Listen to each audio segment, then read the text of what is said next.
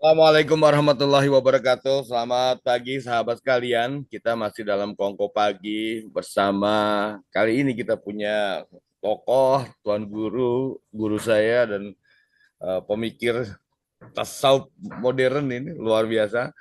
Beliau adalah Ceng Nur. Wah. Assalamualaikum Ceng Nur. Waalaikumsalam, Waalaikumsalam ya, gimana? Apa Ya, kabar? alhamdulillah. Ya, kita menyambung dengan diskusi semalam tentang tasawuf Sunda. Tapi sekarang kita mulai dari yang sederhana, pelan-pelan, detail gitu. Jadi kita awali dari apa definisi atau yang dimaksud dengan tasawuf Sunda ini, Ceng Nur? Silakan. Tasawuf Sunda ini dari asal katanya ada dari dua kata, tasawuf dan Sunda. Tasawuf kalau secara makna leksikal, secara menurut kamus Lisanul Arab, artinya berbuat suci. Sementara Sunda juga artinya adalah kesucian. Iya, Jadi judulnya adalah Tasawuf Sunda, hakikatnya adalah penyucian tentang diri, iya, terutama penyucian tentang batin. iya. Gitu. Tulisannya seperti yang di backgroundnya Ceng Nur ya, TASAUP, tasawuf kan ini nggak lazim ya, Betul, tasawuf tasawuf karena WUF gitu. Sunda pun SU gitu, ini SOE. Ada apa di balik simbol ini? oh iya, kan Sunda itu kalau ejaan lama itu kan oe di Iya. Soenda. Seperti kata Indonesia kan itu kalau Indonesia kalau kita acak-acak kan bertuliskan ini Sunda, eh ini Soenda. Jadi itu pakai ejaan lama di Sunda iya, itu. Begitu aja kan. iya, luar biasa ini. Ceng Nur, sebenarnya jadi tradisi sufistik itu ada dalam apa kesundaan kita gitu. Seperti apa Ya definisi itu? justru di Sunda adalah lebih di awal daripada lebih tua. Jadi Hmm. kalau kita lihat sebelum kedatangan Islam ke kita sudah laku dalam hidup sehari-hari itu kan dalam masa sekarang adalah tasawuf begitu. Maka ketika datang Islam ke Sunda itu ya tidak ada yang bertentangan. Kalau kita ukur para wali misal, maaf ya, misal wali yang paling tersedikit kan cuma di Tatar Sunda, cuma satu orang.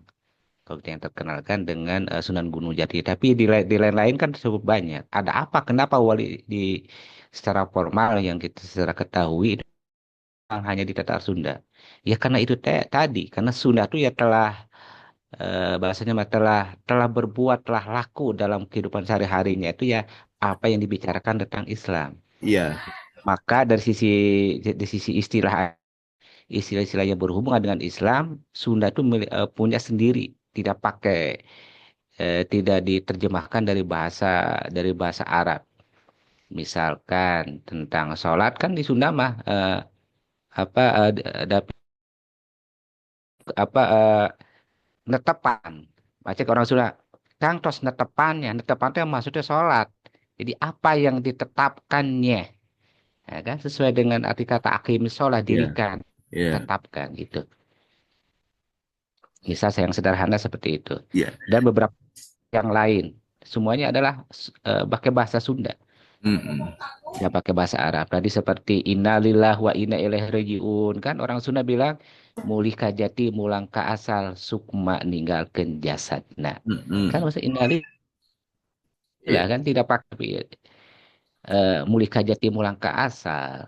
Mulih Mm-mm. kajatin ya apa yang pergi ke asal kejatinya yang sejatinya. Iya, iya, Mulang ke asal apa yang ditinggalkan. Ditinggalkan berarti kan bermakna mulih ke asal itu dua makna. iya. Jadi ruh atau jati tadi kembali kepada jatinya. Yang Mm-mm. mulang ke asal itu yang empat unsur itu ya unsur tanah, unsur api, unsur angin, unsur air akan kembali ke masing-masing. Mm.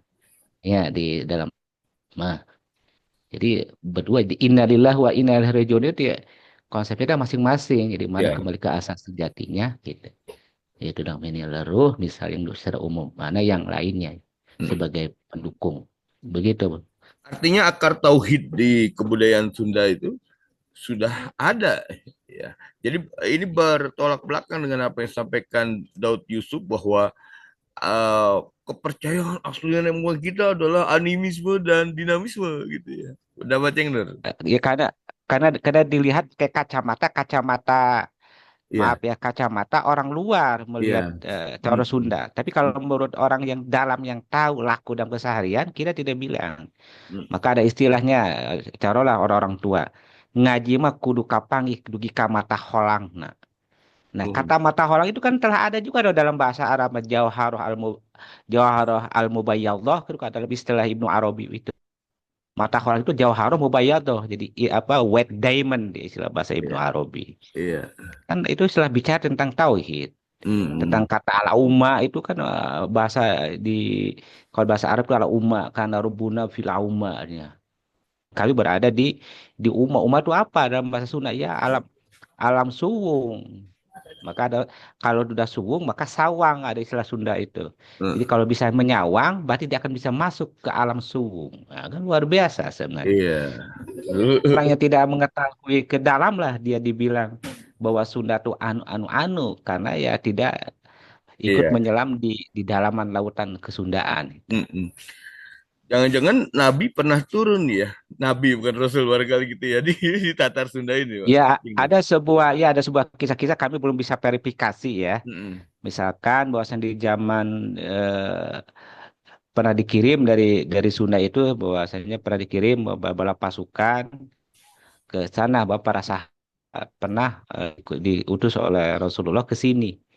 Maka Mm-mm. kami kalau mengaji sebuah hadis kalau kita misalkan kata hadis utlu bil ilma walau bisin carilah ilmu ke negeri Cina. Sin itu hari ini negeri Cina. Oh, iya. Pertanyaan apa zaman di Rasulullah itu yang dimaksud dengan Cina itu apakah Cina kan tidak tapi Mm-mm. Tiongkok dan eh, bukan Cina dia. Mm-mm. Nah kata Sin itu di situ bukan Sin menunjukkan kepada Cina karena Cina itu baru di era modern aja. Dulu Uh-uh. bukannya Tiongkok harus lima walau di Tiongkok gitu loh. Kan Mm. kata Sin itulah jadi itu Sinda jadi Sindu.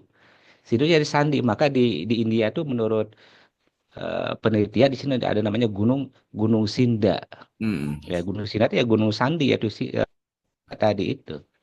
Dan pernah tadi misalkan kita kalau lihat Sedina Ali pernah berkesini misalkan kalau di pesantren ada cerita tentang misalkan contoh kalau di kami di Limbangan bahwa dulu Quran yang dibawa ke sini Mm.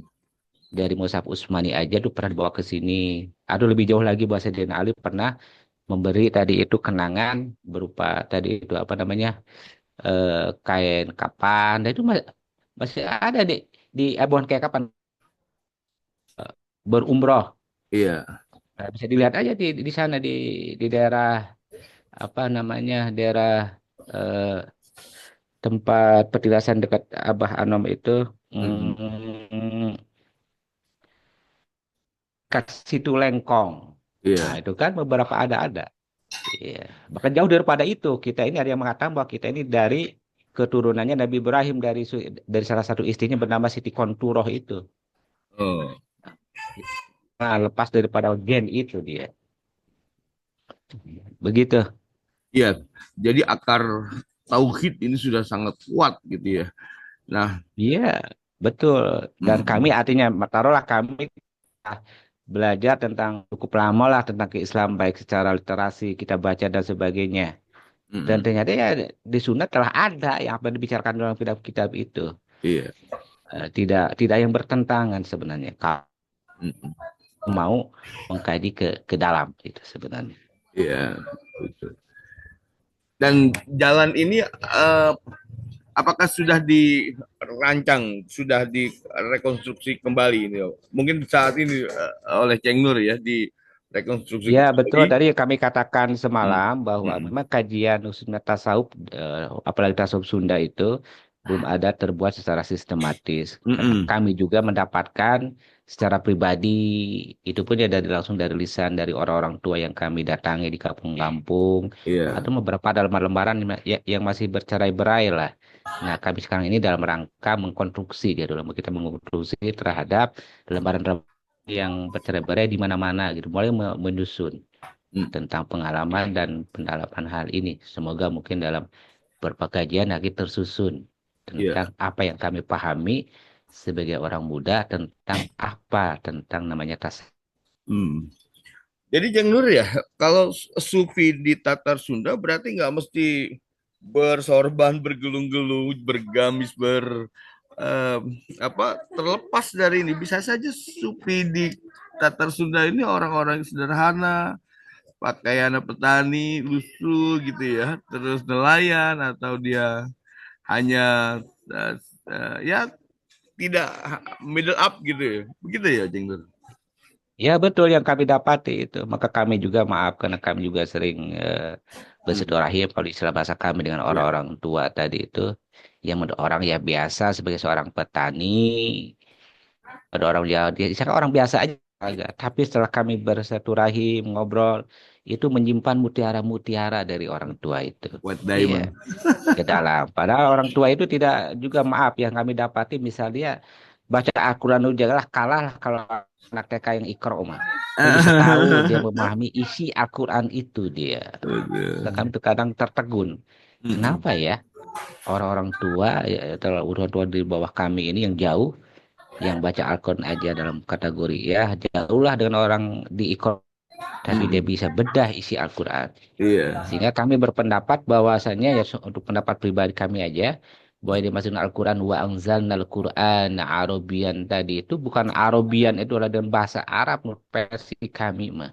Mm-mm. Tapi anal anal Arab duna ain. Saya ini orang orang Arab tapi tanpa ain. Berarti Rob. Jadi anak berarti bukan anak Arab tapi Rob. Rob itu dalam bahasa Sunda ada mungkin lebih sederhana adalah rasa. Jadi Al-Quran itu pakai bahasa rasa. Maka dengan pakai bahasa rasa lah orang-orang tua bisa dia menyingkap terhadap Sunda ini. Bahkan kami ada sebuah pengetahuan mungkin yang telah boleh katakan telah menghilang lah. Mungkin di Nusantara ada sebuah pengetahuan khususnya dalam segi bahasa dalam terus menulis itu yang semua orang tidak tahu itu cara penulisannya. Justru kalau dia mengetahui, dia bisa bongkar rahasia seluruh isi-isi daripada apa yang dipakai oleh orang tua, khususnya orang-orang Sunda. Hmm. Itu nah, itu kami sedang menyusun kira-kira apa itu kira-kira bahasa itu zaman sekarang ini. Luar Tapi biasa. kami sudah memahami itu isi bahasa Mm-mm. yang dipakai oleh orang tua untuk kata-kata bahwa di balik kata itu dia mutiara. Iya. Nah, kalau tahu dia akan tahu, oh ini yang dimaksud gitu ya. Mm. Dan kami misalkan kami contoh, Mm. contoh kamu kan pakai sampurasun ya. Mohon. Ya, jamnya itu rampes. Nah, kata sampurasun dan rampes itu sebenarnya bermakna tauhid. Eh, Kalau dia mau membuka kata per huruf per huruf. iya. Seperti apa? Contoh sederhana. Sampurasun itu kalau dibongkar, ditata ulang hurufnya, maka akan yang berupa, maka yang akan berbunyi adalah serupa. Jadi sampurasun itu serupa. S. Sampurasun, apa yang serupa itu? Maka dijawab rampes. Rampes artinya samar, semar, Mm-mm. disamarkan. Nah, tadi dia maka itu sesuai dengan ayat lesa kamisli syai'un.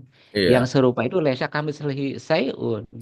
Nah, sampai orang tua membunyikan itu tadi teh ya pernik-pernik kata dalam ucapan-ucapan keseharian. Kadang kita tidak ngeh. Oh, oh ya. Nah, ini kan tidak semua orang ngeh. Dan ada beberapa kata-kata yang lain seperti tadi kami. Contoh seperti kata Indonesia. Mm. Di, dia diakui kok kenapa kata Indonesia ketika disusun ulang huruf per huruf jadi berbunyi ini Sunda, ini Swenda gitu. Ya tidak berbunyi ini Sumatera dan sebagainya gitu. Iya. Kenapa gitu kan? Itu sebuah harus pemanaan yang metode bahasa inilah sedang kami susun Iya. secara ilmiah kira-kira apa namanya. Walaupun kami sudah memakai dalam keseharian dalam Mm-mm. bahasa-bahasa itu, tapi kami sedang mengkonstruksi apa ya namanya. Karena Mm-mm. bisa bertolak belakang. Iya. Mungkin itu. Artinya bahwa Sampurasun ini tidak bertentangan dengan Assalamualaikum warahmatullahi wabarakatuh. Iya, Ceng. Ya itu, tidak sampurasun kalau disusun kata huruf per huruf akan berbunyi serupa. Nah, yang serupa itu siapa? Dijawab rampes. Rampes artinya samar. Iya. Samar ya, ya samar itu. Lesa kamisli syai'un. Baru dijawab dari sampurasun rampes ya. Rampes terus terakhir rahayu. Iya. Ra itu kan rahayu itu berarti hayu itu yang yang hidup Hayu ya. ya Rahayu itu qayyum. yang hidup. Iya, Asmaullah. raha itu ya raha itu kan menunjukkan kepada cahaya, cahaya yang hidup. Mm-mm. Bahasa Sunda itu ra itu berarti Rasul tadi. Nah, Ya. sebenarnya yang dalam tidak akan mungkin itu. Mm. Maka kami bisa katakan wah, yang dimanakan negeri negeri apa yang istilah orang surga di dunia itu yang mana? Ya kan surga ya air yang mengalir, Iya. ada pepohonan. Di manakah itu kan yang subur makmur loh jina itu di mana itu loh. Mm-mm. Dan kami kalau dari Tatar Sunda ya kami menemukan itu kan air yang main dari pusatnya ya kan melihat tumbuh-tumbuh indah, pemandangan yang indah. Kan gambaran surga itu. Mm. Bukan artinya secara Surga. secara hakikat itu, tapi secara luar biasa dia Iya. dari apa yang ada ini. Iya. Mungkin dari kota jauh dari sisi ada istilah di Tatar Sunda misalnya ada parahiang. Para Parahyangan. kan hiang, hiang itu yang agung, berarti orang para yang agung. Iya. Nah, orang yang agung di mana adanya? Kau bukan darahnya subur, loh jinawi, dan repeh rapi dan sebagainya kan? Iya. Kalau bukan di Tatar Sunda, maka lebih jauh lagi. Ada di Padang itu di Sumatera Barat itu ada namanya daerah Pariangan. Mm-mm. Pariangan itu Parahyangan. Pariaman. Iya, karena dulu pernah ke sana, maka di sana ada petilasan